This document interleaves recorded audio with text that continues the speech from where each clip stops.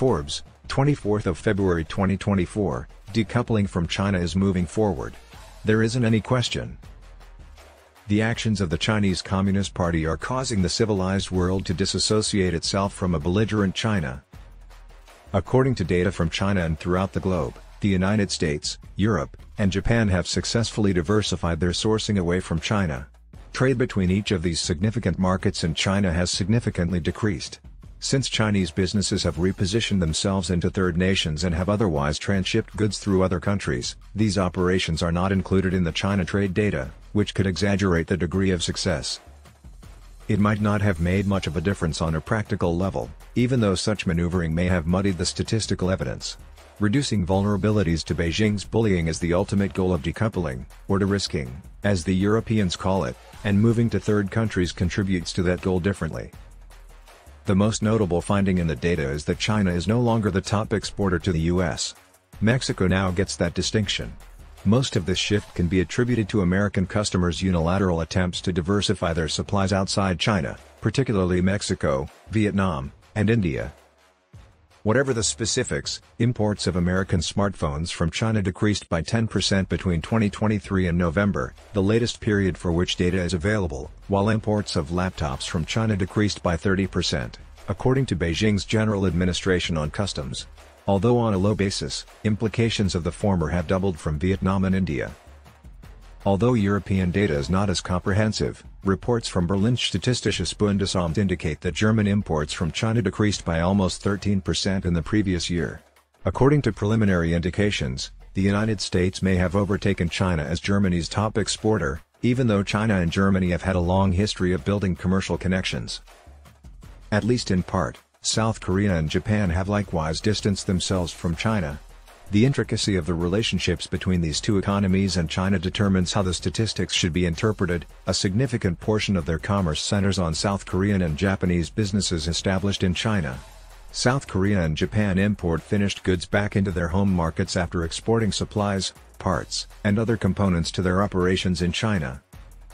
Although statistics on imports from China are not yet easily accessible, reports from Chinese sources suggest that South Korean and Japanese exports to China have decreased, indicating a reduction in the importance of their China-based activities.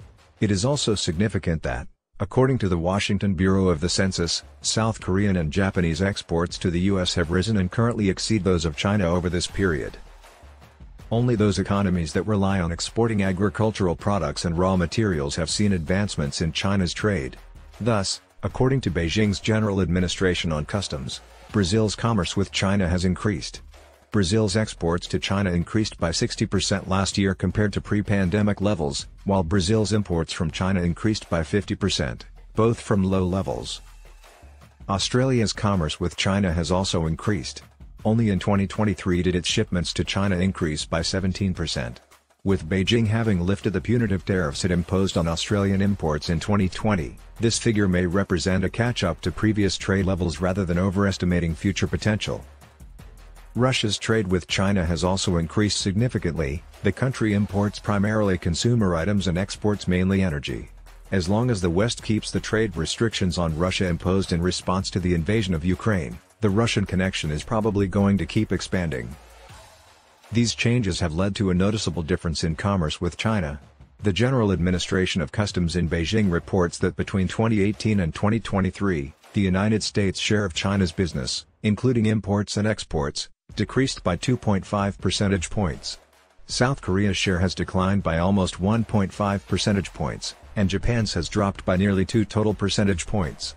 The share of Europe has reduced by almost 0.5 percentage points. By comparison, Australia's and Brazil's shares have increased by half a percentage point apiece, but Russia's share has increased by 2 percentage points. The Association of Southeast Asian Nations, ASEAN, has increased its share by about 2.5 percentage points. However, this is more likely due to ASEAN's comparatively quick expansion than changing preferences. These might not seem like much, but in the grand scheme of these accountings, this is a noteworthy development in a comparatively short period. This image indicates that some of the world's most potent economies have significantly decoupled from China. This is also unlikely to change anytime soon. It has been accumulating over time. When then President Donald Trump placed high tariffs on Chinese goods entering the U.S. market in 2018, It all started for the US. In 2019, he increased those tariffs. In addition to maintaining all these tariffs, President Biden has imposed new restrictions on American investment in Chinese technology and the export of sophisticated semiconductors and equipment used in semiconductor manufacture to China. His administration has suggested more recently that imports of Chinese electric vehicles might be subject to a 25% levy. Brussels has penalized China for flooding European markets with low-cost electric vehicles. At the same time, Japan has attempted to spearhead an international effort to divert rare earth materials from China. Without a doubt, Chinese companies will continue doing business as they have since the initial Trump tariffs to circumvent these restrictions by establishing businesses in third nations like Mexico and Vietnam or by transshipping Chinese goods through these nations. These measures may avoid taxes despite Washington's efforts to prevent that. Such acts will undoubtedly confuse how the existing statistics are interpreted. Nevertheless, they lessen Beijing's ability to influence product flow, which is ultimately the goal of the decoupling process. Furthermore, these actions won't hinder Western and Japanese companies' continuous efforts to diversify their sourcing away from China to circumvent the excruciating supply disruptions Beijing's measures imposed in 2020, 2021, and 2022. This design has legs.